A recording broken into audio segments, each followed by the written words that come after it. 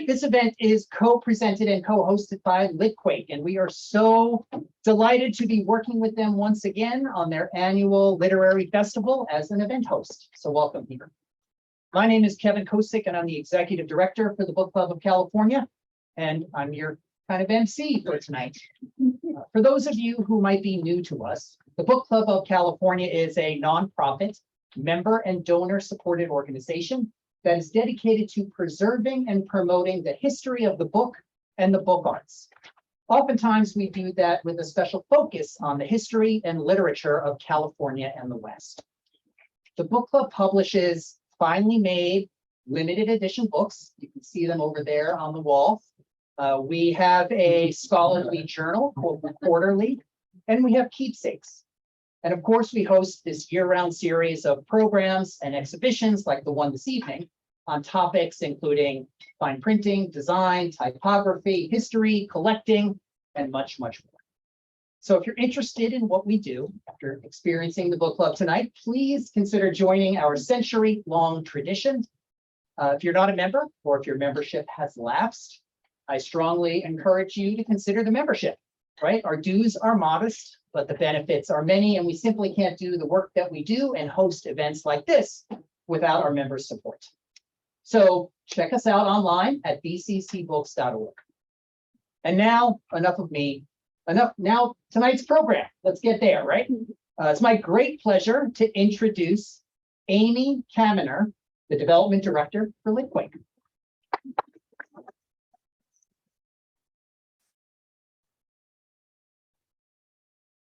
Thank you, Kevin. So welcome to the Litquake Partnership Program with BBC. The festival started October 6th, so we're just a few days in. It's going to be running until the 22nd of October. It's our 23rd year, and we're really, really excited and proud to be back and live in person after what you can only guess has been a very difficult couple of years. Two more weeks of programming. We will have, by the end of the festival, 100 events and 350 authors. So it's quite a feat. You might have noticed when you walked in, there's programs. There's some more programs back there. So please grab one. You can see some of the other events that will be happening. You're well aware now from Kevin's introduction of what the program is tonight. I'm going to do short bios of Richard White is the author of many acclaimed histories, including Railroaded, the groundbreaking study of the transcontinentals, winner of the Los Angeles Times Book Prize, the Francis Parkman Prize, and the Pulitzer Prize finalist. He is the Margaret Byrne Professor of American History Emeritus at Stanford University and is now in the LA area. Julia Flynn Seiler is a journalist and New York Times bestselling author of The White Devil's Daughters, the women who fought slavery in San Francisco's Chinatown, and many other books. And I will also say that she is a former board member of Litquake, so very appreciative of her doing this today. Special thanks again to the Book Club of California for helping to make this event possible. A few quick orders of business. You'll notice that there are a bunch of surveys on your chair and kind of pencils scattered about. They're completely anonymous. They really help us with our foundation funding requests. And then kind of when two nonprofits are doing an event together, this is a free event, as you're well aware, but we are asking for support of the Litquake organization that allows us to bring these kind of events. This year, 86% of our events are free. As you can well imagine, it's a precarious time for artists and arts nonprofits. And if you believe in keeping literature a key component of the San Francisco cultural landscape, we hope you'll consider dropping a few dollars. There'll be a little basket kind of on your way out. And we can also, since we're in the new age here, Venmo at Litquake, and we also have info at PayPal. Definitely also support artists by buying their books. Appreciative of the Russian Hills booksellers who are here tonight. And we wanted to also thank the major sponsors for this year's festival as a whole, the Craig Newmark Philanthropies, Grants for the Arts, the Minor Anderson Foundation, and the Brapson Library and Educational Foundation. So again, thank you for coming. Don't forget to buy the author's books, and we hope to see you again sometime between now and October 22nd. Thank you, Amy, and thank you so much, Kevin. It's so great to be here. I haven't been here since before COVID hit. It's just such a delight, and I'm really excited to be with Richard. I tore through this amazing book. I love this book. I highly recommend it. Straight after we finish this, I want you to go buy this book. It is really, really good. And you know, let's just start with, first of all, there were some very, very lucky Stanford students who got to take a seminar with Richard, 2 seminars involving the question of who killed Jane Stanford. Go through the archives and get going on this hunt. So tell us how the project started about those lucky students. This started as a class. My major goal was to get students interested in using the archives and to get them to realize that what history is what historians make of it. That they don't find the story, they make a story. The story is made out of things that they're going to find in the archives. And so, move this over.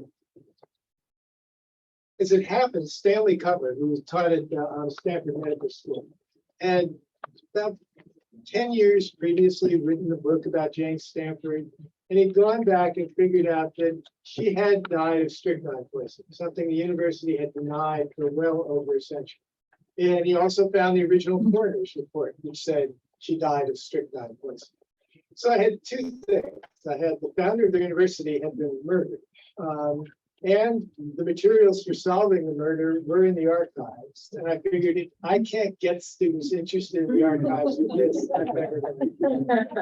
And that part worked. That part worked very, very well. The only impediment to it, there were 2 impediments. One was it was a 10-week course.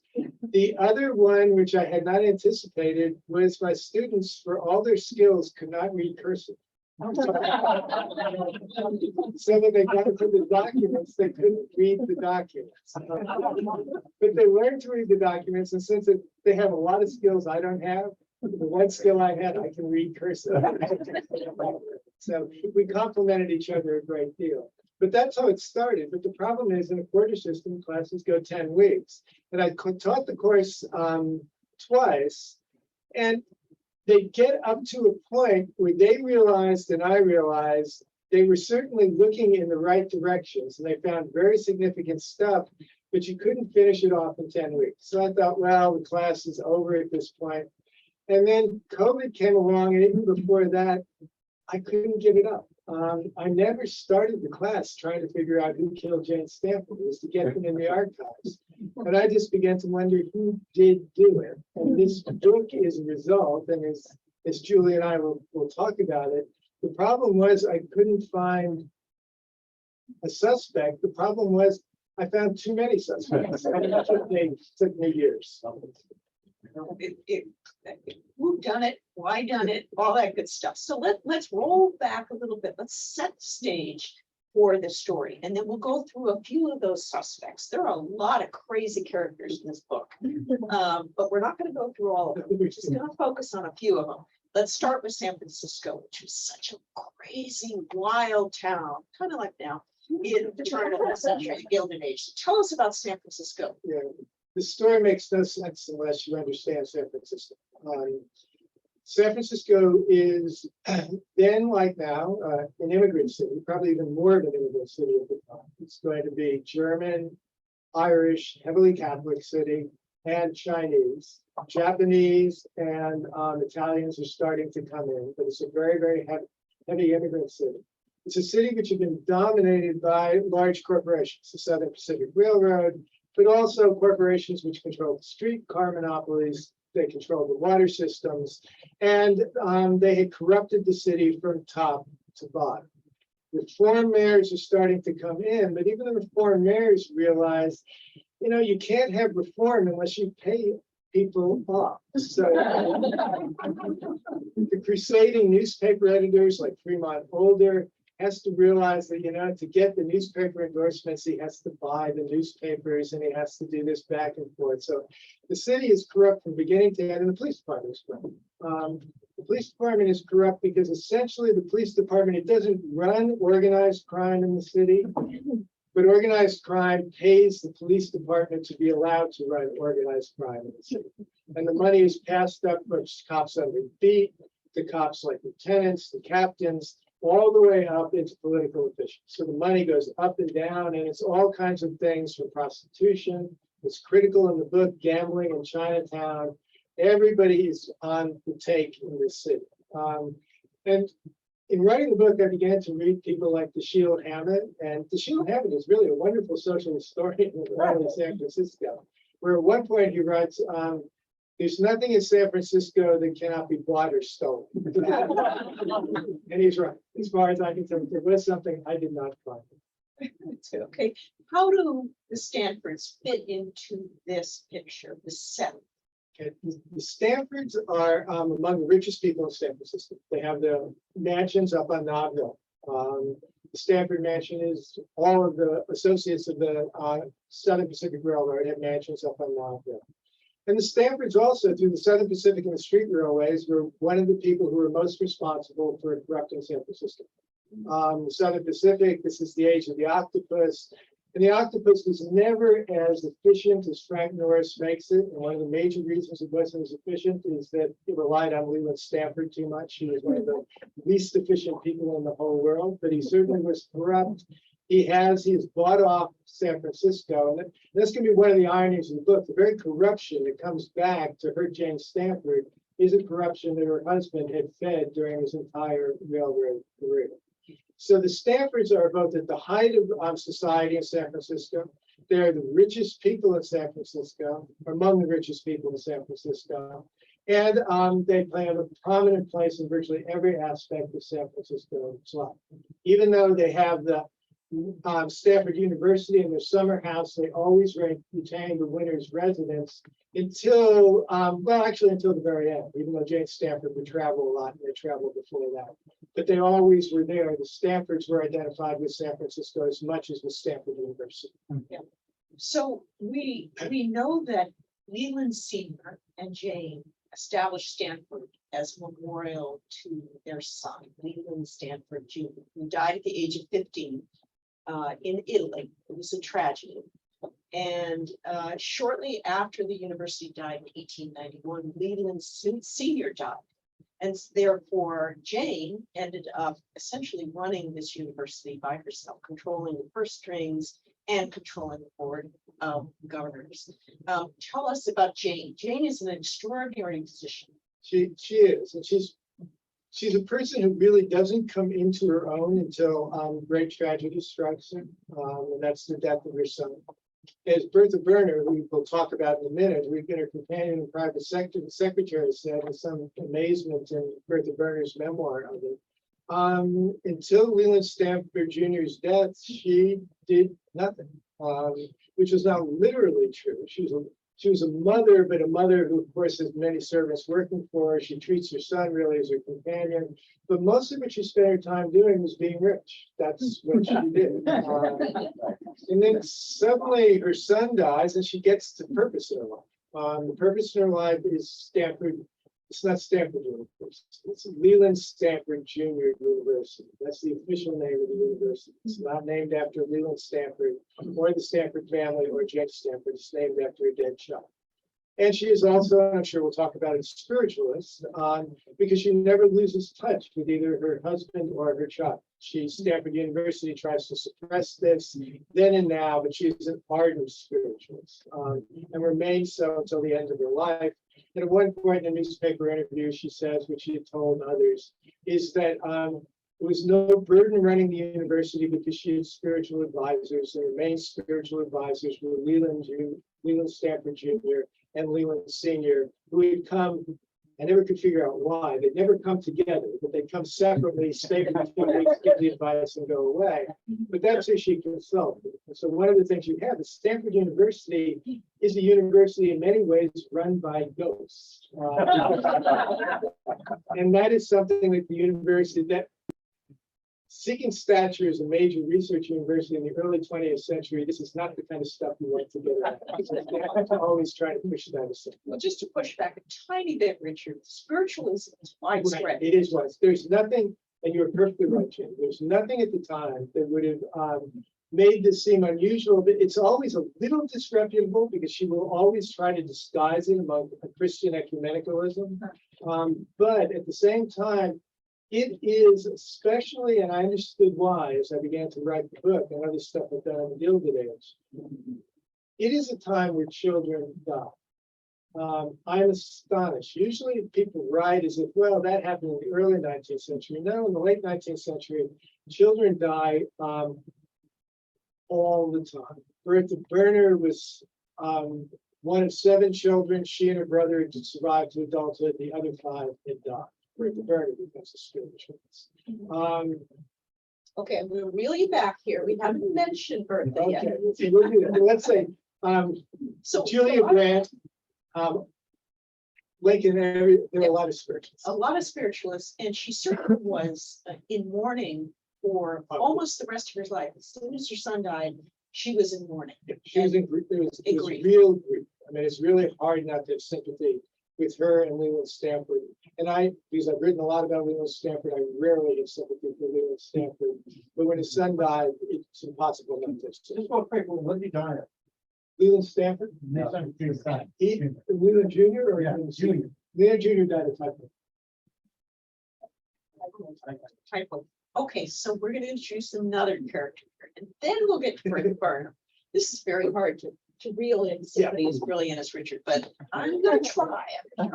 So her most important ally at the very beginning of this experiment of this West Coast University was their first president they hired, David Starr Jordan. Tell us about David Starr Jordan. David Starr Jordan, who, and I do have to say this, he's recently, as many of you know, has now been erased from Stanford. They've taken his name down from the building, taken his statue down.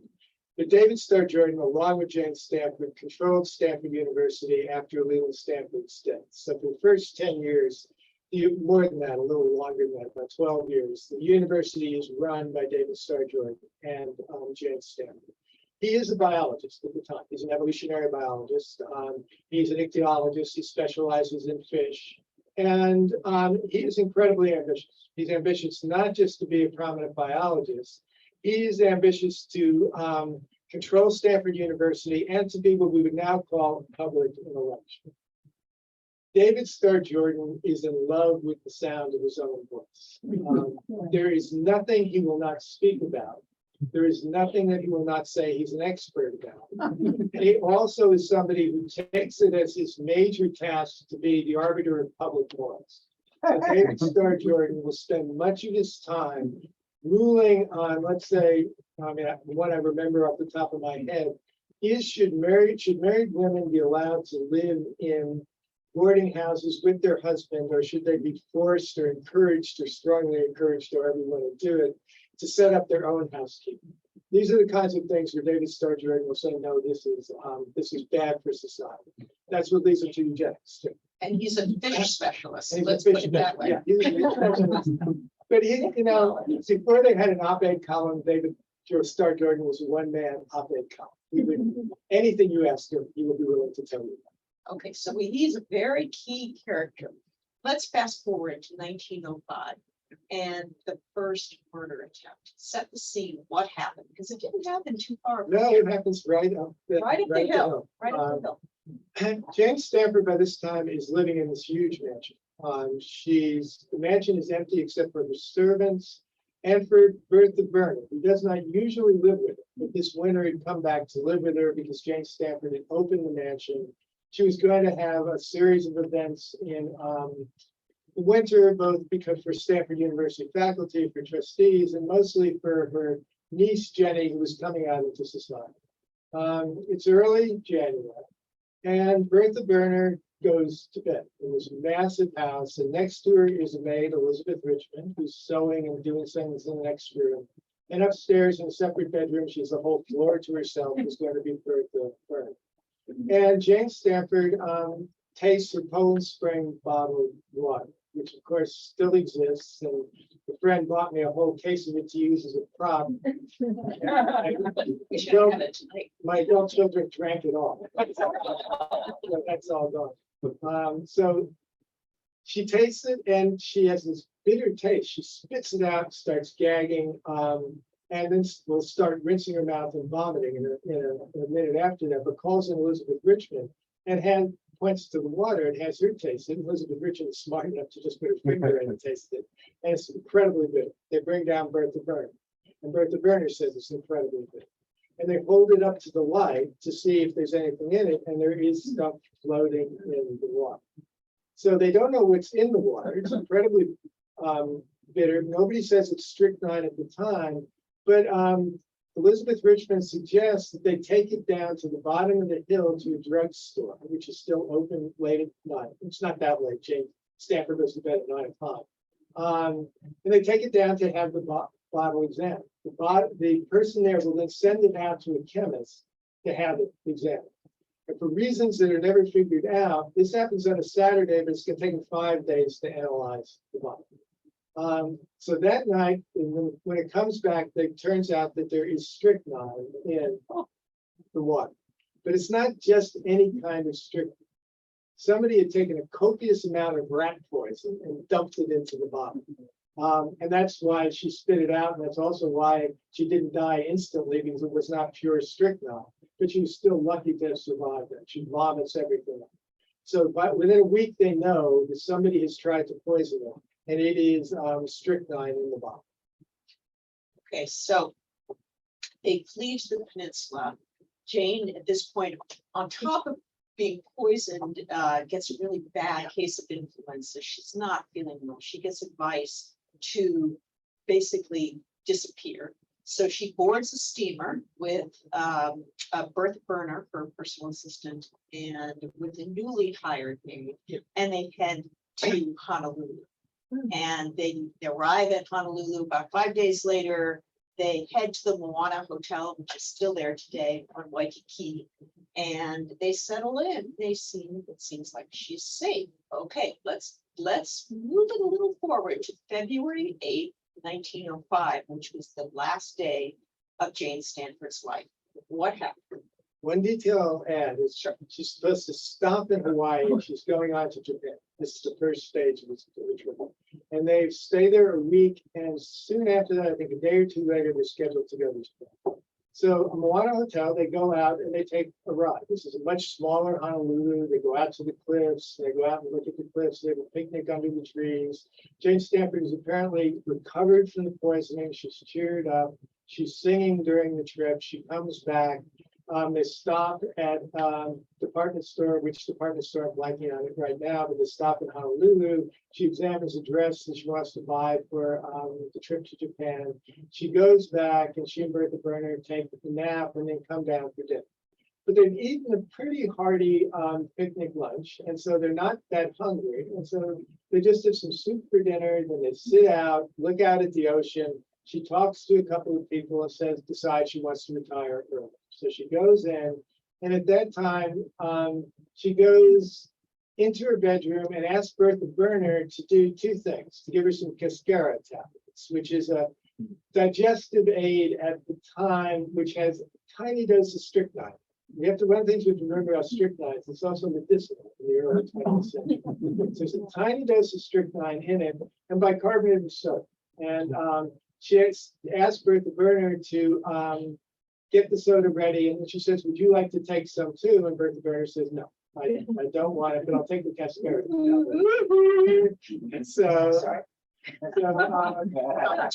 There's a lot of other people who get involved. Bertha Burner doesn't want any of the bicarbonate of soda, and it turns out Jane Stanford doesn't take it very well. She falls asleep, and then she wakes up, and apparently when she wakes up a couple of hours later, she remembers the bicarbonate of soda and she takes it. And at that point, she staggers out of bed, opens the door, and starts yelling for help, which wakens both the man next door and Bertha Burner and the maid who are across the hall. And then they call the doctor. So there's a doctor in the hotel. He's down there right away.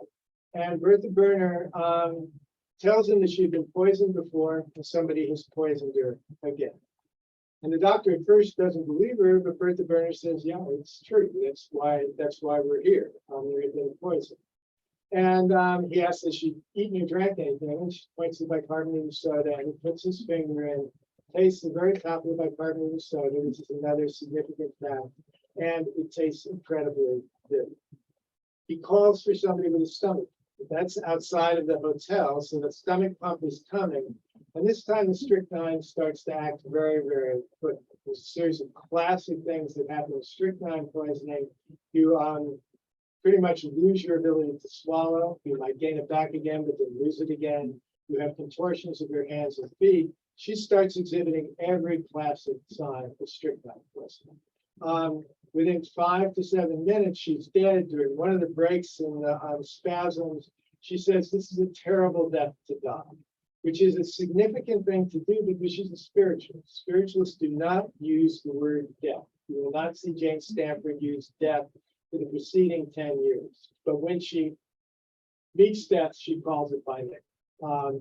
And she does. And pump comes, it's too late. And one of the doctors who looks around points to the other doctors and says, do any of you have any questions about what happened here? And they all see what's happened to the body and they shake their heads.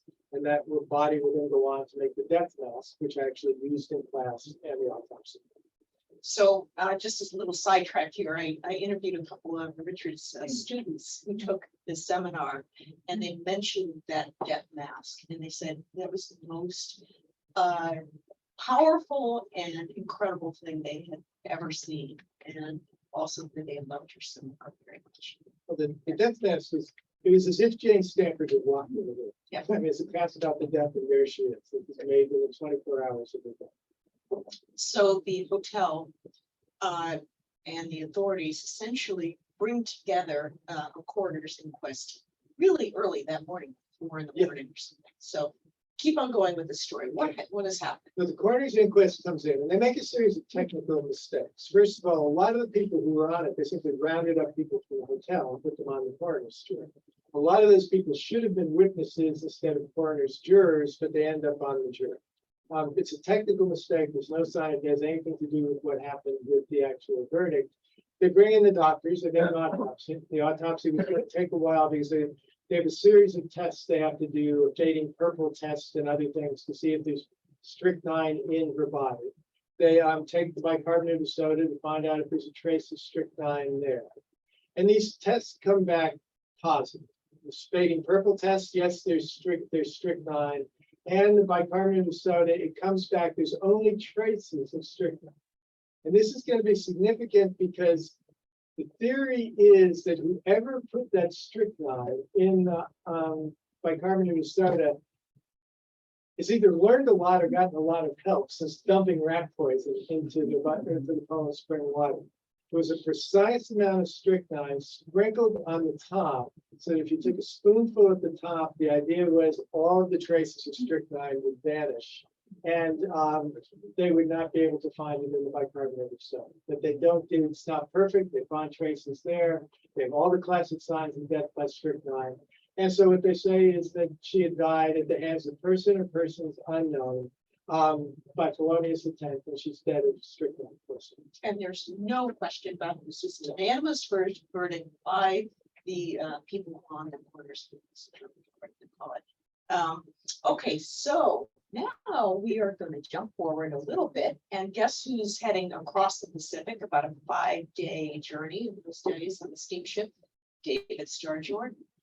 He lands in Honolulu. And what is our arch villain? I shouldn't call him the arch villain. What's he up to? What's going on? There's been a falling out between Jane Stanford and David Starr Jordan. There's been a series of scandals at Stanford University in which Jane Stanford thinks David Starr Jordan failed to protect her, and she had become an object of ridicule in the national press. The basic one was the Edward Ross report, which was a primary academic scandal of the early 20th century, in which Jane Stanford had taken the fall for that, even though David Starr Jordan thought he had done everything he could to stop it. There had been a series of other scandals after it, and And Including a little romance in the library, right? yeah, Somebody caught having sex in the library. yeah. I just gotta put There's it out there. These academics haven't changed that much. I mean, what did you think was going to happen? So these kinds of things have gone on, and she had decided that she'd had it with David Sturgeon. She had her own ideas about the university, and one of those ideas was she was going to turn the whole place into the Catholic Church. It was going to become basically a branch of Santa Clara.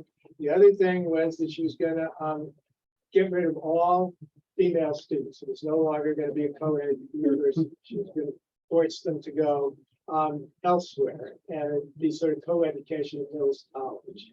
And finally, she decided. Which to pause here, because Stanford was very progressive to make a co-ed university. Most of the Ivy Leagues were not co-ed universities, so it was a pretty big deal to have women, and then to have Jane say, "Oops, I noticed the women students are distracting the young men. I want to change it." That's a big deal. Yeah, it was. Jane Stanford was in the midst of what we call sexual panic in the early 20th century. She was afraid of having female students, women students on campus was going to ruin the whole university. So David Starr Jordan was actually, to David Starr Jordan's credit, is trying to maintain it as a co-ed university. Doesn't want it, of course, turned over to the Catholic Church, and has also learned, I'm certain, because of other correspondence, that when Jane Stanford comes back from Hawaii, she is going to fire. He is through at Stanford University. David Starr Jordan sees his place in life, and he sees that he's turned down other things to stay here. And so this for him will just be a fatal blow, not only to his ego, but to the whole way that he sees himself, and he really does love Stanford University. And Richard, did she have the power to fire him? She said she expressed she wanted to. Would she have been able to do it? She would have done it because she could control the board of trustees. By this time, I won't go into all the tangles of Stanford administration, but she had both resigned her place as sole trustee and then become president of the board of trustees and control the other people on the board of trustees. She had the votes. So David Starr Jordan was dead when she was so he hasn't voted. And why the president of the university would suddenly decide he's going to go to Hawaii to get the body of the founder, and he said, "My only interest is out of respect for Jane Stanford. She's already mutating into the good woman. I'm going to bring her back. I have nothing to do with the investigation or anything else. It's just to bring her back." But he's also very, very nervous in going over. And he also, which is just unique for David Starr Jordan, he refuses to talk to reporters, except for one thing. When they mention her spiritualism, he goes out of his way to deny it. She'd never been a spiritualist. He gets on the ship, and these are the ships where they don't yet have, at least on the ship he's on, any radio contact back to the main. So for David Starr Jordan and Mark Hopkins, the trustee who goes with him, they have no idea what's happening in Hawaii. They hope to get there before the coroner's jury, but they're too late. The first news they get is the verdict of the coroner's jury. And just to be clear, the Honolulu papers, super vibrant newspaper scene there. 2 big dailies, huge front page stories, day after day after day. Jane Stanford murdered. Jane, I mean, so they walked into the situation, which is like, whoa, what are we going to do? What they have was going in their favor is that Honolulu is a territory of the United States. And there have not been that many murders in Honolulu. And that most of the murders in Honolulu that had taken place involved either sex or robbery. And since there was no sign of sex in any of this, and there was no sign of robbery, the police were pretty much clueless about why they were. And the judicial system and the governor do not want it. This can only be bad publicity.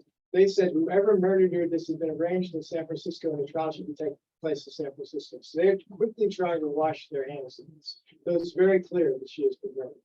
That's when David Starr Jordan comes. And when David Starr Jordan does, the first thing he does is consult with Stanford graduates in Honolulu and ask about doctors. And he gets a doctor named Waterhouse, who had not been part of the inquest, had not been part of the autopsy, had no specialty in strychnine poisoning, and was thinking of leaving the profession of medicine to become a rubber planter.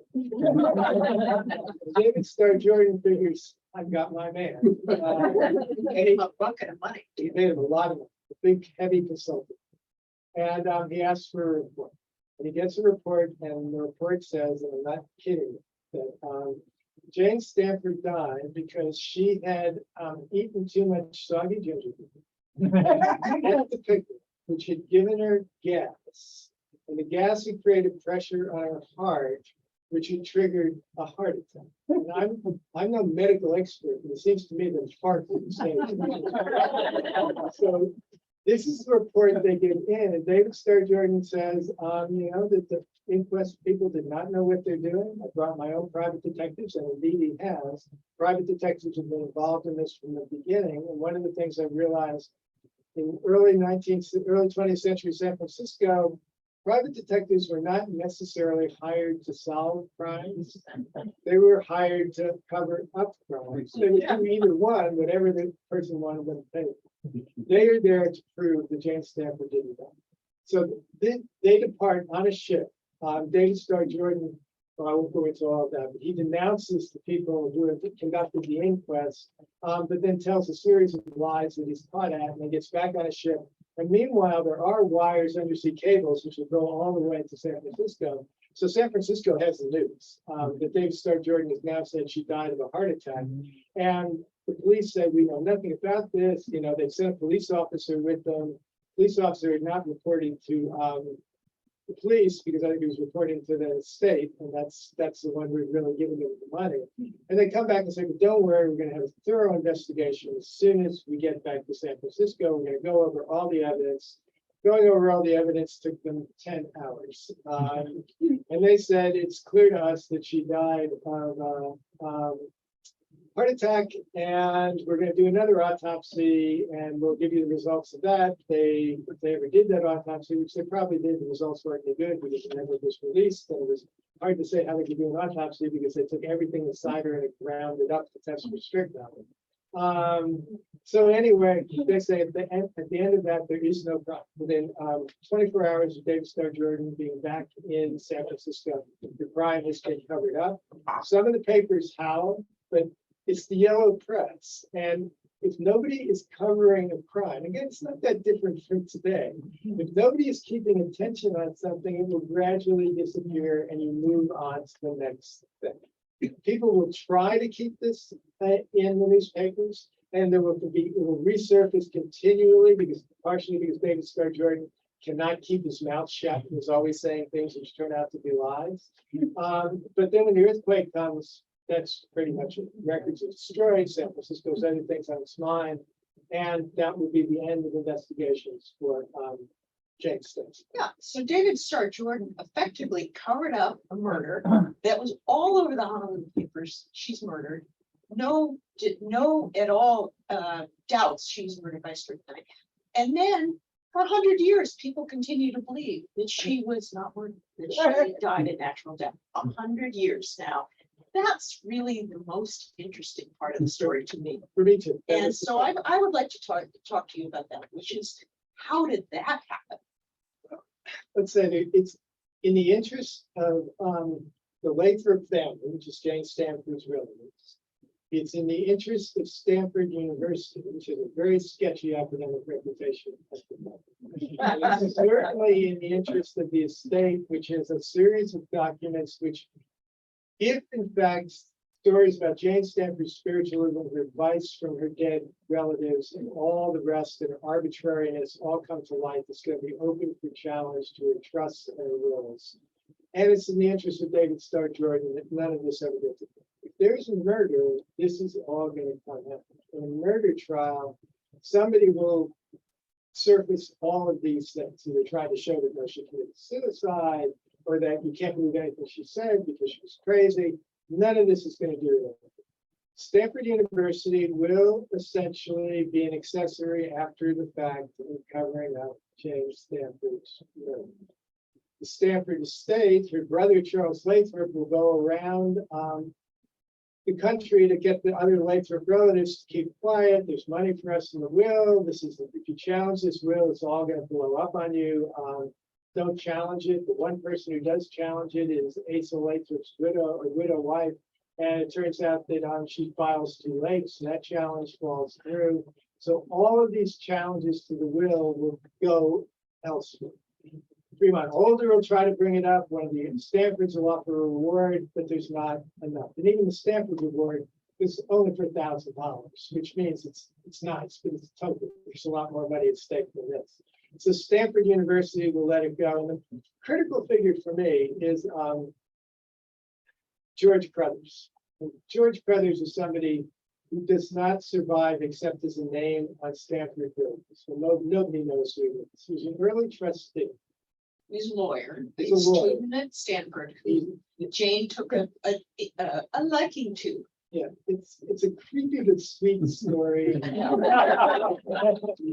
It's just, and a lot of this gets very strange. George Crothers is apparently a double of Leland Stanford Jr. So he shows up on campus and Jane Stanford sees him.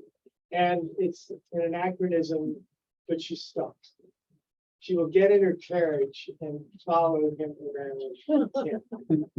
So part of it is the poor guy, you know, the founder of the university is following you around campus in a carriage. But on the other hand, it shows the real grief she had for the dead child. When he comes back and becomes a lawyer, he becomes the one person she will really trust. She becomes confident, as much or even more so than her brother. And what he will do is take over fixing all the mistakes of the law. Stanford University, for all practical purposes, had no legal standing. All of the documents are flawed. It's the only university that I know of had to have a state constitution amended to legalize it. If you go to the California state constitution, there's an amendment to make Stanford University legal after the fact. Crothers has all these things and writes memorandum. And Jane Stanford sends him a letter before she goes to Hawaii. And the letter basically says that somebody's trying to kill me. I know that. That's why I'm fleeing. I don't think they will follow me. But if they do follow me and get me, there's not much I can do about it. And I want you to take care of the university. So when she dies, pretty much here's a letter which says they're trying to murder me. The first thing you do, George Crothers is a lawyer, is you hand that letter over to the police. That's the last thing George Crothers said. George Crothers' own copy of the letter will disappear, but he took one down to a friend in Arizona. He was traveling at the time and left it there. The letter will reappear in the 1930s. George Crothers had never done anything about it. So even Jane Stanford's letter, somebody who's loyal to him, he too will cooperate in making sure this is not investigated. Many different levels. Now, there are a few red herrings, including one that led you to Chinatown. Could you tell us briefly about that? This is really complicated. Yeah. It turns out to be a side chick, but there's one of the things is Alwyn, who's the oldest servant, had become a suspect. He became a suspect, first of all, because A, he's Chinese, so of course he's going to be a suspect, because San Francisco in the early 20th century. And B, it turns out that Jane Stanford and her family had cheated him out of an inheritance. He'd taken care of Jane Stanford's brother as he was dying of cirrhosis of the liver in the mansion. And he had promised Ah Wing money so Ah Wing could then go back to China and rejoin his family after about 20 years. He never got the money. Jane Stanford got it. And Jane Stanford said to him, basically, I will give you some money in the will, but it's the condition you have to stay here until I die. And so Ah Wing becomes a suspect. He is a reason to want Jane Stanford dead and go back to China. But at the same time, this is the time of the 6 companies, the Wagons, and then he is, of course, involved in Chinatown. Chinatown is a fine line between enterprises which simply help immigrant Chinese and criminal enterprises. And there is a gambling scandal in China. The gambling scandal involves the police and has gotten the chief of police deposed. And somebody in Chinatown figures out what we will do if in fact you clear us on this and get the chief of police off, we will offer you up the murder of Jane Stanford. It's none other than Wait. So somebody in Chinatown with this mysterious letter is trying to set up probably if David Starr Jordan had come back and said, what murder? You can't prosecute somebody for murder if there's no murder, they would have tried to pin it on Oliver. So he's another person with a motive who's accused of. So many people Yeah. had motives to kill Jane Stanford. As you know, we've scratched the surface. Just scratched the surface. Okay, so I think this is an important book. I've spent a lot of time thinking about it. As you know, I love it. I think it's an important book because it really challenges the origin of incredibly important institution in our country, really in the world, and raises some really important questions about how did it all begin? What was the founding? How has Stanford responded to your book? Julie knew I knew exactly what Stanford was going to respond to. And that's to be official Stanford, not a word. Not a word. Other things, Stanford magazines covered it, the Stanford Historical Society's covered it. There's been other kinds of coverage all around it, but I knew Stanford would never say. I mean, and you have to keep this in context is with David Starr Jordan and eugenics, David Starr Jordan was gone within a year. He was this vanished from the university. Recently, that happened very recently. This Jordan Hall is no longer. But Jane Stanford is not going to do that. There's no reason. I don't want her name taken off of anything, but that's not the reason why this is going on. The founding myth of Stanford University is that very rich, beneficent people had realized that for the good of the education, as they said, of the people of California, now would be the children of the world, they were going to endow a university, and that university was going to be a practical university, a research university, and that pretty much Stanford is something founded on philanthropy, the goodwill of very rich people, good money coming in to do good work. Stanford's reputation at the time was as an institution used for money laundering. Pretty much, it's ill-gotten money that was put to a good use. But Stanford's story, and if you've ever taken a Stanford tour, you can see it. This undergraduates walking backwards will tell you this. And the point of it is that this is how the Stanford endowment comes up.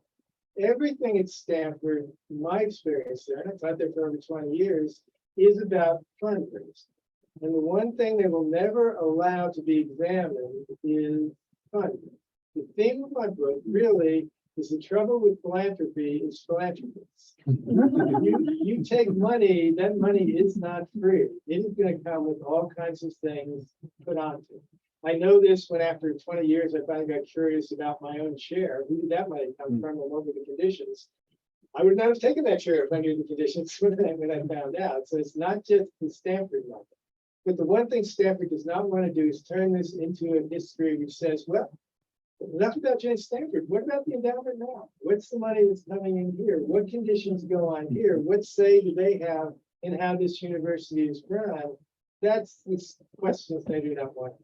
At Stanford University, the administrators are perfectly smart. This will get a little blow up. It'll go away. I got an option on it. If it's ever made into a movie, that's still what it'll do. It'll go away. They'll wait it out. And because the one thing they do not want to do is have a serious discussion about the funding of private universities and what kind of conditions you put on the kinds of money that come in, which is the real theme of the book. The reason I had this kind of undertaking, but it's the one thing I knew that Stanford was never going to touch. Stanford still hasn't changed its history section, its website to reflect its murder. Hasn't. No, well, I mean, the person who knows the least about Stanford's history is the Stanford administration. They don't know anything about it. It was interesting when they wanted to get rid of David Starr Jordan, they set up a committee. There were no historians on it. All lawyers, right? It was all lawyers. That's Stanford right there. Okay, it's time for us to think about questions, and I hope you have some for Richard. Anybody got? There's one. Just a quick question. How many years was Jane Stanford running the university from the time of Leland Stanford senior death? I think he died in 1894, 1895, so it's 10 years. And at the beginning, she didn't really feel confident. Her confidence grew as it came. At first, David Starr Jordan was the person who sponsored her and treated her as a surrogate for Leland Senior. After a while, she saw him as a rival and didn't trust his judgment. And he started early on. He started from the very beginning. He was the only president Stanford had until, so actually Herbert Hoover got rid of him. Yeah, I think it's important to say that after she died, he stayed on for another 11 years too. And Hoover had been an undergraduate here and had heard the rumors about it, got rid of him in typical university fashion. David Starr Jordan came up and gave a commencement speech, and Herbert Hoover was the head of the board of trustees, came up and said, and now I really want to thank David Starr Jordan for all his years of service. He's taking a new position. He's now moved up to be chancellor, which has never existed before, and which had absolutely no powers and would no longer be present. And that's how they moved David Starr Jordan. Okay, at the back. So in the book, the biography of David Starr Jordan, they still exist. They talked about Jordan himself using strychnine to kill some of his specimens. To what extent do you think that was credible evidence that he had knowledge of how to use strychnine? Was that something that was actually potentially It's potentially very, very damaging. So what I did is, because after all, my brother is a crime novelist. So my brother kept saying, look, you don't have a detective trying to solve this crime. You've got to do it. So after a while, I sort of summoned my inner detective, such as it was. And I looked up David Starr Jordan's recognition of strychnine. It's a perfect David Starr Jordan example. David Starr Jordan claimed it was strychnine and claimed he was an expert on strychnine, but the poison he was using was not strychnine. I had to go back to a bunch of biologists and others at Stanford, which is what you can do in a great research university, which Stanford really is. And they said, no, this is the kind of fish poison which came from a tree in Mexico, and they used it all the time. It's not strychnine. It's the effects of it are not the same as strychnine. So in fact, David Starr Jordan bragged about knowing strychnine, but he wanted to say whether it was strychnine or not. But in fact, David Starr Jordan did not know anything about strychnine. Yes. And did you figure out who done it? And the second part to the question, did Jane visit you in the process? I tried. I wanted just before COVID broke out. I had booked rooms in the lot on Fifth Avenue. But COVID came out and I never actually made it to the wall. And so, no, Jane didn't. Jane was very busy for a while visiting people in San Francisco, describing who her killer was, and I got into the press too. But no, Jane didn't have to see. How did your students stay involved in this process? Once they're Stanford students, this is an episode of their life. The quarter's over on before I stayed in touch with some of them. And some of them actually published some blogs and other things about it. Some of them stopped by to see me and asked about it. Lulu Miller, who wrote a wonderful book about David Starr Jordan, came by and I gave her all the class materials. And they talked to Lulu Miller about the stuff they've done. And since the book has come out, I've heard about a bunch of them. But most of them, it was a class. And once the class was over, I had them act as a jury to do who they thought had done it.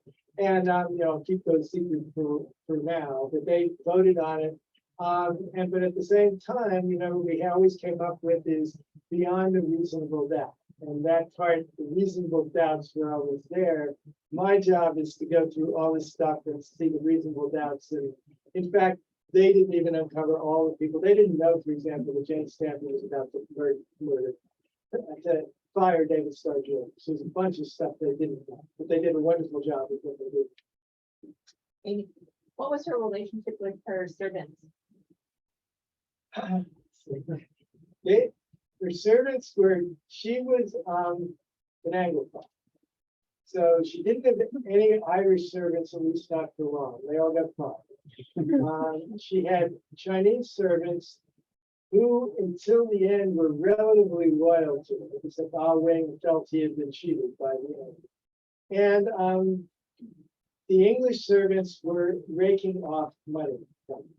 And so was Bertha Burke. they said this is what you did in England, and it turns out that in fact what you did do in England, they would arrange to have merchants and everybody who supplied things for the museum, things for mansion, all kinds of catering. They would have a higher price than they normally would get, and the difference between them, they would pay a different price out of it. The servants would pay the difference. So, Bertha Burner was involved in this, and her butler was involved in this. Albert Beverly was involved in this. So they were also had reasons. I mean, one of the things was people found out in the murder investigation, Albert Beverly had been raking off money, and that they thought, well, that's another motive to cover up this whole crime, and Jane Stanford was going to come get him. So he became a suspect too. I mean, Well, and he is having a love affair with right. Bertha Burner. Bertha Burner and Albert Beverly were lovers. This is Gilded Age San Francisco. So, and after a while, I realized, well, why would so many people cheat Jane Stanford? But then I realized her husband was a crook. You know, if you're a crook, you hang out with crooks, and you get taken in by crooks too. So there's part of that is what's going on. My agent told me at the time, is the problem with this book is you don't have any heroes. And there are a couple I came to sympathize, right? But they're right. Everybody in it was on the take or had their own lovers. And that was, I kept trying to find somebody, but I really wanted to shield Hamlet, somebody who's corrupt, but just besides, no, I've got to get to the bottom of this. There we go. Let's talk a little bit about 1906 and about the mysterious in other disappearance of materials. I mean, stuff just vanished, right? I've never written a book where so many things I knew exist, much of which came into the possession of Stanford University, then vanished. And so I have to be careful because Stanford University archives were not originally very well organized. Stuff would come in, some of it they actually sold. If they had it eBay, they would have sold some of it on eBay. They auctioned off some stuff, but there's other things like the autopsy. They would start joining. Commission this autopsy. I have the payment to the doctors who made the autopsy. Bertha Burner refers to the results of the autopsy in her memoir. And David Starr Jordan says in a letter to the late president of Stanford, oh, we probably should have released the autopsy, but it didn't seem like a very good idea. So then at a certain point, the autopsy is there. Nobody can find the autopsy. Nobody's ever seen the autopsy. At a certain point, the autopsy, which I think showed that in fact she did not die of a heart attack, was vanished. Just went away. Bertha Burner had letters because Bertha Burner writes a memoir. And she remembers down to the hotels they stayed in the 1890s. She's writing in the 1930s. She quotes stuff. You only do that when you're a record. She doesn't have a memory of that stuff. Bertha Burner had those records into the 1930s. They vanished. Gone. Can't find any signs. Much of the stuff would have vanished, except David Starr Jordan keeps very good papers. And thank God for George Crothers. A lot of his stuff was destroyed in the earthquake, but he then rewrote memos, and nobody ever looked at it. George Crothers is the guy who knew where the bodies were buried, so he would lead me back. So a lot of the research is once I had a clue, just following that clue back through letters, through newspapers, through all kinds of things. I'm looking for things which, this is the thing, so you can put them in context, including my clue, which I think led to the murder. You would never, ever pay any attention to it, except that you knew something was fishy. And so I had to do a ton of research to realize this is the fishy thing. And the clue that led to the murder came from one tiny newspaper article, right? I don't want you to reveal who you think the murderer was, but tell us about that clue. No other researcher had found this.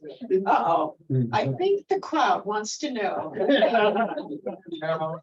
of the things is that thing that kept me, how do you go from dumping dumping rat poison in Poland Spring bottled water to having nearly the precise dose of pure strychnine, which you cannot get over the counter in a pharmacy. Rat poison, anybody can just walk in and get.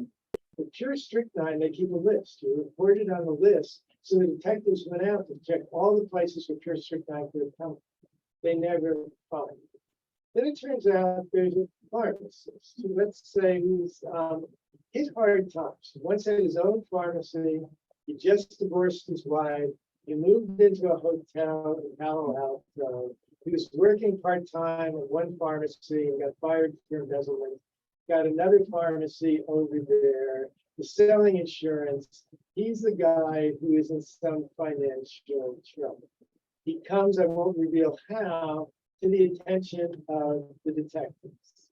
And the detectives find out that he's friends and acquaintances with several of the suspects in the case. They go up for one guy, and one person in San Francisco has meanwhile written them saying, there's another person you should look at, and this person turns out to be the pharmacist. And I can't figure out what was in that letter because it disappeared, but the detectives thought he knew something because they're San Francisco detectives, they go down to Palo Alto, they go straight back up to San Francisco, talk to this guy who's heard stories. And there are reasons why the stories probably heard from people who are related to people in the case. And they hear what he says, and he gives them two addresses of where this pharmacist could be. At least they say, those are published in the paper. And the detectives say, there's nothing to see here, the stories didn't happen. And that they dropped the whole thing. And I thought, this is it.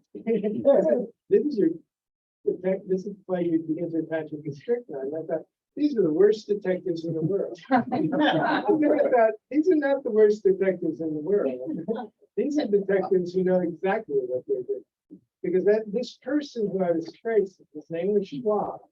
I could trace him from the 1890s to 1950 into a series of guides, all kinds of stuff, up until the moment of the murder. He disappears. He's totally, I cannot find any record. And the thing is that if in fact, once Jane Stanford wasn't murdered, he had nothing to fear. He can come back again. He can't be indicted for murder, accessory murder, if there's no murder. He never comes back again. So my guess is, yeah, the detectives found him. And my other guess is he either was advised to never come back again, no matter what, or he could not come back. And if you think that that was unusual in San Francisco, this is a city where the chief of police, who's involved in another criminal investigation around corruption, disappears off of a boat in the middle of San Francisco Bay, and is not his body is found 7 days. So Bigly, right? it's another one where a prosecutor or somebody involved in a corruption scandal has somebody walk up to him in the courtroom, put a pistol by the side of his head, and shoot, and miss.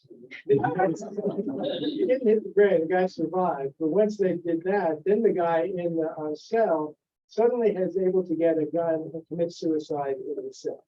So people disappearing in mysterious circumstances in San Francisco is not really over the top. So my sense is the police were not as inept as they seem to be in this case. The police knew exactly what they were doing. People disappearing in San Francisco, mysterious circumstances. I think we're gonna leave it there. You can make one comment to one thing, you wouldn't mind. I'm not an alum myself, but my uncle, dad, and my grandmother are Stanford alum. And they always told the story that Stanford was created because of the death of the son, and out of grief, that was why they created the university. Would you mind just speaking a little bit about that? All of that is true. What it leaves out is that it also is by an apparition to Leland Stanford Jr. There's a series of other stories, sometimes it's spirit, sometimes it's medium. But the story I think is true. We see Jane Stanford's journal before she destroyed it. She probably discarded out. Leland Stanford, it's a sad story. His very son is dying of typhus in a hotel room in Florence.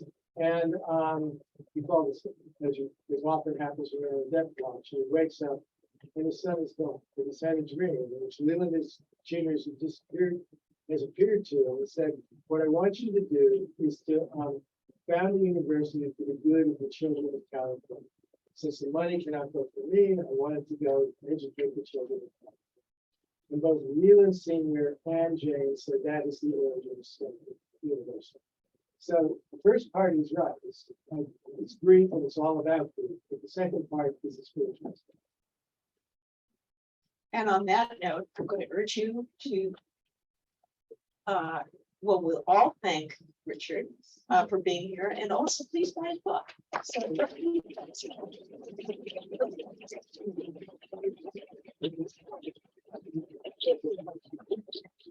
So thank you again to Richard White and Julia Seiler for coming here this evening. Thanks to Litquake for bringing us this great program, and thanks to you for being here with us. Please come back next week, Monday, October 17th. We have another program called Book Madness, a story of book collectors in America. If you're interested, please come back and see us. Our speaker and author for that program is Professor of Humanities at Stanford University. What? Her name is Denise Gigante, and she will be here for that program. So you can register for that program online at bccbooks.org or in the emails that you might be already getting from the book club. So again, thanks everyone for being here with us. I know that there are books back there on the table for sale. If you haven't had a chance, now's your time to go do that. And I think you're signing books. Is that I'm correct? signing the So grab your book, come on up and get it signed. Thanks, everyone.